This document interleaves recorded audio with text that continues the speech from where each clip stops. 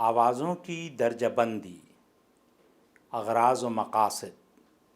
اس سبق کا مقصد آپ کو آوازوں کی درجہ بندی سے واقف کرانا ہے۔ اس سبق کے مطالعے کے بعد آپ آوازوں کی درجہ بندی کی اصطلاحوں سے بخوبی واقف ہو جائیں گے۔ اس سبق کے ذریعے آوازوں کی ادائیگی کی تفصیلات سے بھی آپ کو واقف کرانے کی کوشش کی گئی ہے۔ امید ہے کہ اس سبق کے مکمل کر لینے کے بعد آپ اس قابل ہو جائیں کہ اصوات اور اس کی درجہ بندی کی اصطلاحوں کی تعریف کر سکیں اور اصطلاحوں کے فرق کو سمجھا سکیں۔ تمہید: ممکن ہے کہ آپ ان اصطلاحوں سے واقف نہ ہوں، لیکن آپ نے دوران گفتگو آوازوں کے فرق کو محسوس کیا ہوگا۔ انسانی آوازیں عام طور سے دو خانوں میں تقسیم کی جاتی ہیں: مصوتہ اور مصمتہ، یعنی واول اور کانسوننٹ۔ مصمتہ یعنی کانسوننٹس۔ مصمتہ وہ آوازیں ہیں جن کی ادائیگی میں باہر آتی ہوا میں یعنی اورل کیویٹی کے اندر رکاوٹ ڈالی جاتی ہے۔ ایسی آوازوں کو مصمتہ کہتے ہیں۔ مثال کے طور پر پ کو دیکھیے۔ اس آواز کی ادائیگی میں باہر آتی ہوا کو دونوں ہونٹوں کے درمیان روکا جاتا ہے اور اسی وجہ سے اسے مصمتہ کہا جاتا ہے، جبکہ اس کے برعکس آ کی ادائیگی میں منہ کھلا ہوا ہوتا ہے، اور یہی وجہ ہے کہ آ ایک مصوتہ ہے۔ مصمتوں کی درجہ بندی میں چار بنیادی باتوں کو مد نظر رکھا جاتا ہے: مقام تلفظ، طریقۂ تلفظ، مسموع اور غیر مسموع، اور حکاریت۔ مقام تلفظ یعنی پوائنٹ آف آرٹیکولیشن۔ پچھلے سبق میں مقام تلفظ کے متعلق تفصیلی گفتگو کی جا چکی ہے۔ جیسا کہ آپ جانتے ہیں کہ وہ مقامات جہاں تلفظ کار باہر آتی ہوا میں رکاوٹ کا سبب بنتا ہے مقام تلفظ کہلاتے ہیں۔ مقام تلفظ پر مصمتوں کی ادائیگی میں باہر آتی ہوا میں منہ کے اندر رکاوٹ ڈالی جاتی ہے، لہٰذا مقام تلفظ اس جگہ کی نشاندہی کرتی ہے جہاں یہ رکاوٹیں ڈالی جاتی ہیں اور ان آوازوں کی ادائیگی ہوتی ہے۔ ان مصمتوں کی ادائیگی میں کل 9 مختلف مقامات پر یہ رکاوٹ ڈالی جاتی ہیں۔ ان کا ایک تفصیلی جائزہ پیش کیا جا چکا ہے۔ طریقۂ تلفظ، مینر آف آرٹیکولیشن۔ طریقۂ تلفظ کی اصطلاح رکاوٹ کے اس انداز کی نشاندہی کرتی ہے جس کی بنا پر آوازوں کی ادائیگی ہوتی ہے۔ آوازوں کی طریقۂ ادائیگی کو عام طور سے مندرجہ ذیل 7 قسموں میں تقسیم کیا جاتا ہے: بندشی طریقۂ تلفظ، اسٹاپس۔ بندشی اسٹاپس۔ بندشی طریقۂ تلفظ وہ طریقۂ تلفظ ہے جس میں باہر آتی ہوئی ہوا کو کسی مقام تلفظ پر لمحے بھر کے لیے روکا جاتا ہے۔ باہر آتی ہوئی ہوا کو روکنے کا عمل تلفظ کردہ آواز کو بندشی آواز بناتا ہے۔ اردو زبان میں بندشی آوازوں کی کل تعداد 21 ہے۔ یہ بندشی آوازیں متعدد مقامات سے ادا ہو سکتی ہیں۔ اردو میں پ، پھ، ب، بھ، ت، تھ، د، دھ، ٹ، ٹھ، ڈ، ڈھ، چ، چھ، ج، جھ، ک، کھ، گ، گھ اور قاف کا شمار بندشی آوازوں میں ہوتا ہے، کیونکہ ان تمام آوازوں کی ادائیگی میں باہر آتی ہوئی ہوا کو متعدد مقامات پر روکا جاتا ہے۔ نیزلز، عنفی طریقۂ تلفظ۔ اب دیکھیے عنفی طریقۂ تلفظ کو۔ عنفی مسمتوں کی ادائیگی میں نرم تالو کے نیچے آ جانے کی وجہ سے منہ کا راستہ بند ہو جاتا ہے اور ہوا ناک کے راستے باہر گزرتی ہے۔ عنفی مسمتوں کے تلفظ میں تلفظ کار منہ میں مقام تلفظ کے پاس جا کر رکاوٹ ڈالنے کی کوشش کرتا ہے۔ مثال کے طور پر میم کو دیکھیں۔ اس آواز کی ادائیگی میں دونوں ہونٹ آپس میں ملتے ہیں، لہٰذا اسے دو لبی عنفی مسمتہ کہتے ہیں۔ جیسا کہ ہم دیکھ چکے ہیں، نون کی ادائیگی میں زبان کی نوک مسوڑھے کے قریب جاتی ہے اور رکاوٹ کا سبب بنتی ہے۔ یہی وجہ ہے کہ اردو کی اس عنفی مسمتے کو لسائی عنفی مسمتہ کہا جاتا ہے۔ اردو میں عنفی مسمتوں کی کل تعداد 2 ہے، لیکن بعض اوقات ںگ کو بھی عنفی مسمتے میں شمار کیا جاتا ہے۔ صفیری طریقۂ تلفظ یعنی فریکیٹیوز۔ اس طریقۂ تلفظ میں تلفظ کار مقام تلفظ کے اتنا قریب جاتا ہے کہ دہانہ تنگ ہو جاتا ہے اور سانس کی ہوا اس تنگ راستے سے رگڑ کھاتی ہوئی گزرتی ہے۔ اس طرح تلفظ کردہ آواز کی کل تعداد 9 ہے۔ فے، واو، سین، زے، شین، ژے، خے، غین اور ہے کو صفیری یا فریکیٹیو مسمتے کہتے ہیں، کیونکہ ان مسمتوں کی ادائیگی میں سانس کی ہوا مقام تلفظ سے رگڑ کھاتی ہوئی گزرتی ہے۔ پہلوی طریقۂ تلفظ۔ اگر کسی مسمتے کی ادائیگی میں زبان کی نوک کو اوپری مسوڑھے سے لگا کر ہوا نکالی جائے تو اسے پہلوی مسمتہ کہتے ہیں۔ مثال کے طور پر مسمتہ ل کی ادائیگی پر غور کیجیے تو آپ محسوس کریں گے کہ ل کی ادائیگی میں سانس کی ہوا زبان کی دونوں جانب سے خارج ہوتی ہے۔ پہلوی مسمتہ عام طور سے مسموع ہوتا ہے۔ ارتعاشی طریقۂ تلفظ، ٹرل۔ ارتعاشی طریقۂ تلفظ میں زبان کی نوک مسوڑھے کے قریب آ کر کپکپاتی ہے۔ اسی ارتعاشی یا کپکپاہٹ کی وجہ سے ان مسمتوں کو ارتعاشی مسمتہ کہتے ہیں۔ رے ارتعاشی ہے کیونکہ اس میں ایک ارتعاش کی کیفیت ہوتی ہے۔ ر، تھپکدار، فلیپ۔ اگر کسی مسمتے کی ادائیگی میں تلفظ کار مقام تلفظ پر دستک سی دے کر ہٹ جائے تو اس مسمتے کو تھپکدار مسمتہ کہتے ہیں۔ یہ مسمتہ عام طور سے مسموع ہوتا ہے۔ نیم مسمتہ، سیمی واول۔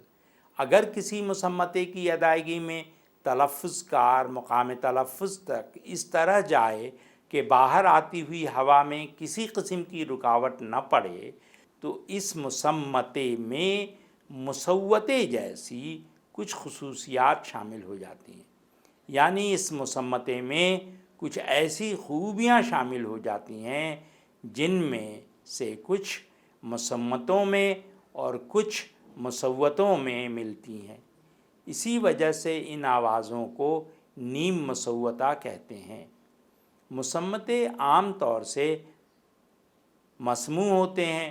اردو میں یہ اور واو نیم مصوتہ ہیں۔ مسموع اور غیر مسموع، وائسڈ اینڈ وائس لیس۔ اگر کسی آواز کی ادائیگی میں صوت تانت میں اگر ارتعاشی کیفیت پائی جاتی ہے تو وہ مسمتہ مسموع کہلاتا ہے۔ دوسری جانب وہ مسمتیں جن کی ادائیگی میں صوت طاعت میں کسی قسم کی کوئی حرکت یا ارتعاش کی کیفیت نہیں پائی جاتی، غیر مسموع کہلاتے ہیں۔ یہی وجہ ہے کہ مسمتوں کی درجہ بندی میں صوت طاعت کی ارتعاش کو بھی مد نظر رکھا جاتا ہے۔ اردو مسمتوں میں ایک بڑی تعداد ان مسمتوں کی ہے جو مسموع ہیں۔ بہرکیف اردو کے بعض مسمتیں غیر مسموع بھی ہوتے ہیں۔ حکاریت: اگر کسی مسمتے کی ادائیگی میں منہ سے خارج ہوا ہوا کا جھونکے میں اضافہ کر دیا جائے تو اس مسمتے کو حکاری مسمتہ کہتے ہیں۔ گویا حکاریت وہ طریقہ کار ہے جس میں منہ سے باہر آتی ہوا میں اضافہ کر دیا جاتا ہے۔ اس کی وجہ سے مسمتے کی شکل میں واضح تبدیلی پیدا ہو جاتی ہے۔ اس کی مزید وضاحت کے لیے ب اور بھ کے فرق پر غور کیجیے۔ ب کے تلفظ میں ہوا کے جھونکے میں اضافہ نہیں کیا جاتا، جبکہ بھ کے تلفظ میں ہوا کے جھونکے میں اضافہ کیا جاتا ہے۔ حکاری آوازیں مسموع اور غیر مسموع دونوں طرح کی ہوتی ہیں۔ اردو میں حکاریت کے اظہار کے لیے دو چشمی ہے کا استعمال ہوتا ہے، یعنی کسی بھی حرف سے جوڑ کر دو چشمی ہے سے حکاری آواز بنا دیتے ہیں۔ مثال کے طور پر بے اور دو چشمی ہے بھے، پے اور دو چشمی ہے پھ، ت اور دو چشمی ہے تھ، د اور دو چشمی ہے دھ، ٹ اور دو چشمی ہے ٹھ، ڈال اور دو چشمی ہے ڈھ، جیم اور دو چشمی ہے چھ۔ مصوتہ واولز وہ آوازیں جن کی ادائیگی میں منہ کے اندر کسی قسم کی کوئی رکاوٹ نہیں ڈالی جاتی مصوتہ کہلاتی ہیں۔ ان آوازوں کی ادائیگی کے وقت باہر آتی ہوا میں صوت طاعت کے قریب کچھ اس طرح رکاوٹ ڈالی جاتی ہے کہ صوت طاعت مرتعش ہو جاتے ہیں۔ صوت طاعت میں اس ارتعاش کی وجہ سے ایک گونج کی کیفیت پیدا ہوتی ہے اور مصوتی مسموع آوازوں کی ادائیگی ہو جاتی ہے۔ لہٰذا آپ یہ بات یاد رکھیں کہ مصوتے عام طور سے مسموع ہوتے ہیں اور ان کی ادائیگی میں صوت طاعت کا مرتعش ہونا نمایاں رول انجام دیتا ہے۔ اردو میں آ، ای، او اور او مصوتے ہیں۔ یوں تو مصوتوں کا مقام تلفظ صوت طاعت ہوتا ہے، لیکن منہ انہیں ایک مخصوص شکل دینے میں مددگار ثابت ہوتا ہے، یعنی منہ کے اندر ان مصوتوں کو ایک خاص شکل دی جاتی ہے۔ اردو مصوتوں کا صحیح مخارج بتانے کے غرض سے مصوتوں کا ایک ایسا نقشہ پیش کیا جاتا ہے جس میں منہ کے اندر بیرونی حصے کی ایک مفروضی شکل دی گئی ہوتی ہے، جس میں دائیں طرف نرم تالو اور زبان کے پچھلے حصے کی درمیانی جگہ ہے اور بائیں جانب لثہ اور نوک زبان کے درمیانی جگہ۔ اس طرح اوپری سطر تالو کی طرف اور نیچے کی سطر زبان کی پھلی کی طرف اشارہ کرتی ہے۔ مصوتوں کی درجہ بندی کے وقت مندرجہ ذیل باتوں پر خاص دھیان دیا جاتا ہے: زبان کا حصہ، زبان کی اونچائی، زبان کی گولائی اور طول۔ زبان کا حصہ: مصوتوں کی ادائیگی میں زبان کے 3 مختلف حصوں کا ذکر ملتا ہے: زبان کا اگلا حصہ، زبان کا درمیانی حصہ اور زبان کا پچھلا حصہ۔ ان میں سے کسی ایک حصے مصوتوں کی ادائیگی میں معاون ثابت ہوتے ہیں۔ مثلاً کچھ مصوتوں کی ادائیگی میں زبان کا اگلا حصہ انہیں ایک مخصوص شکل دیتا ہے، اور اسی وجہ سے ان مصوتوں کو اگلا مصوتہ کہتے ہیں۔ اردو میں ای، اے اگلا مصوتہ ہیں۔ اسی طرح آ اور درمیانی مصوتہ کہلاتا ہے، کیونکہ اس کی ادائیگی میں زبان کا درمیانی حصہ اسے ایک مخصوص شکل دینے میں معاون و مددگار ثابت ہوتا ہے۔ او، او، او کو عام طور سے پچھلا مصوتہ کہا جاتا ہے، کیونکہ ان مصوتوں کی ادائیگی میں زبان کا پچھلا حصہ انہیں ایک مخصوص شکل دیتا ہے۔ زبان کی اونچائی، ہائٹ آف دا ٹنگ۔ مصوتوں کی درجہ بندی میں اگر ایک جانب زبان کے حصے کی مدد لی جاتی ہے تو دوسری جانب زبان کی اونچائی کو بھی مد نظر رکھا جاتا ہے۔ مصوتوں کی ادائیگی کے وقت مصوتوں کو ایک مخصوص شکل دینے کی خاطر زبان کا کوئی ایک مخصوص حصہ اوپر یا نیچے کی جانب حرکت کرتا ہے اور مصوتوں کو ایک مخصوص شکل میں ڈھال دیتا ہے۔ زبان کی حرکت کو ذہن میں رکھ کر مصوتوں کو بالائی، وسطی اور نچلا مصوتوں کے خانے میں تقسیم کیا جاتا ہے۔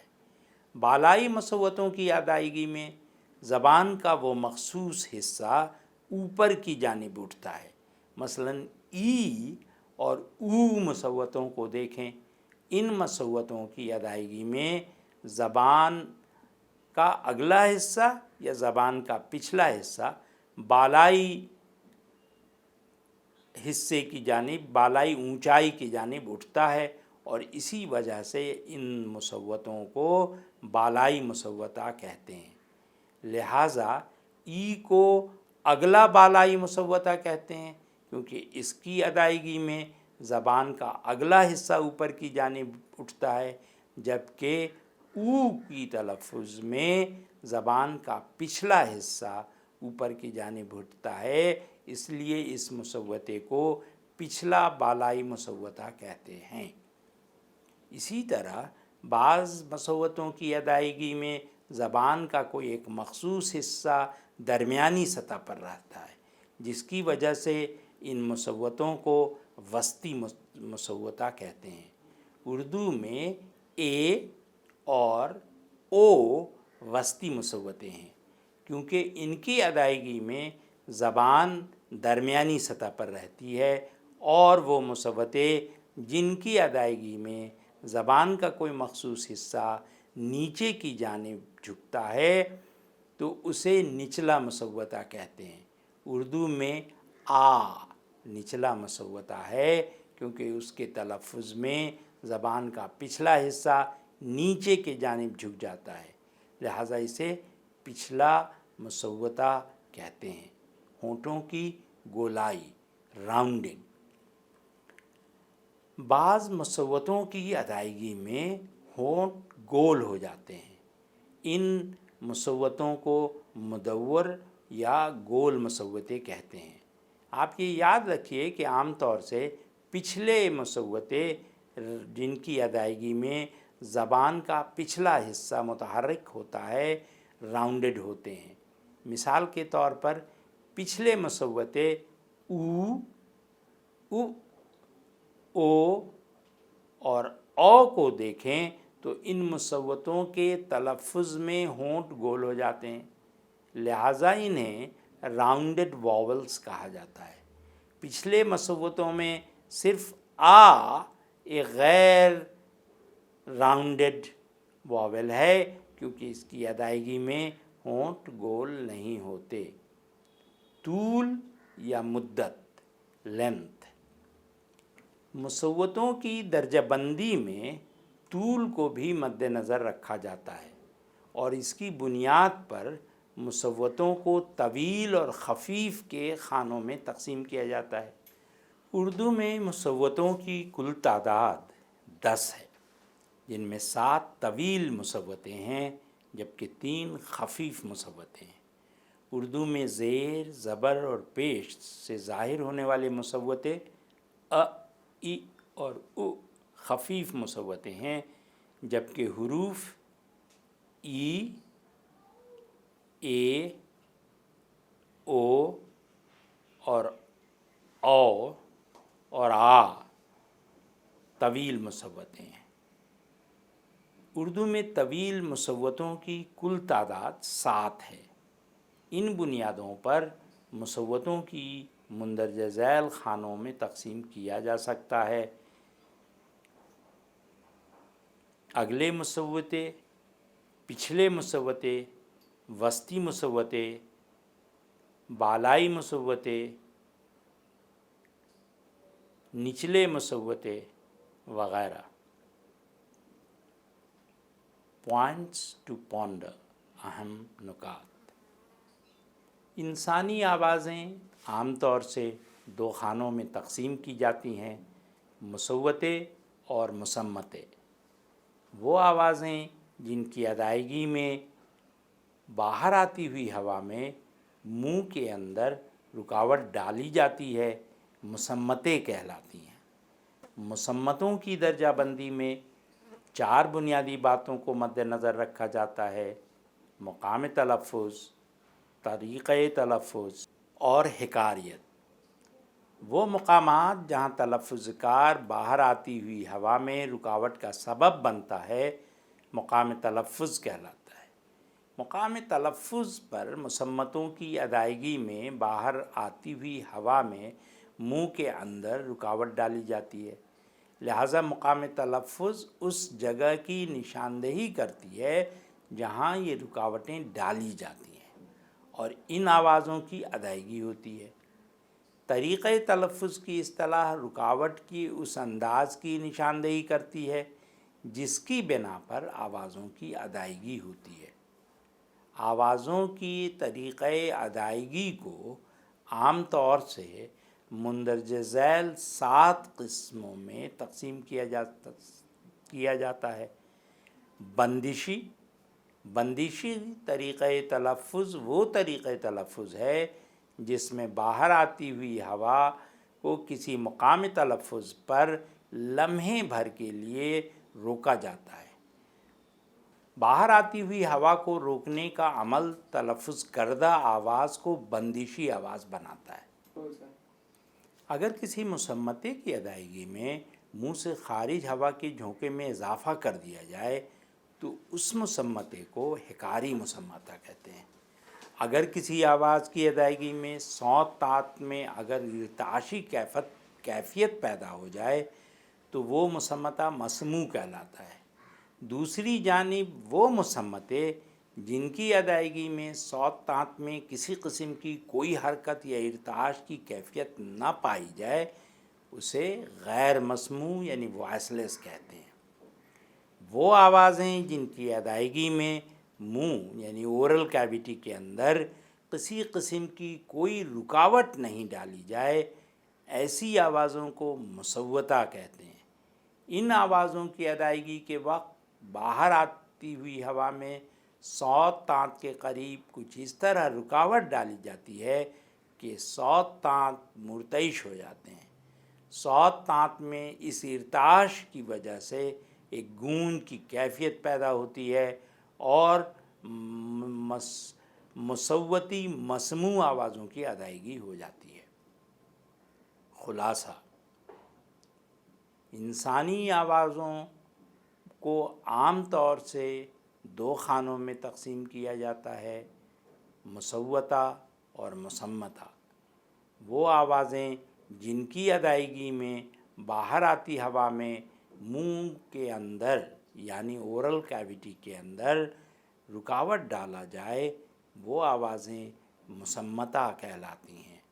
مصمتوں کی درجہ بندی میں 4 بنیادی باتوں کو مد نظر رکھا جاتا ہے: مقام تلفظ، طریقۂ تلفظ، مسموع غیر مسموع اور حکاریت۔ وہ مقامات جہاں تلفظ کار باہر آتی ہوا میں رکاوٹ کا سبب بنتا ہے مقام تلفظ کہلاتا ہے۔ مقام تلفظ پر مسمتوں کی ادائیگی میں باہر آتی ہوا میں منہ کے اندر رکاوٹ ڈالی جاتی ہے، لہٰذا مقام تلفظ اس جگہ کی نشاندہی کرتی ہے جہاں یہ رکاوٹیں ڈالی جاتی ہیں۔ طریقۂ تلفظ کی اصطلاح رکاوٹ کے اس انداز کی نشاندہی کرتی ہے جس کی بنا پر آوازوں کی ادائیگی ہوتی ہے۔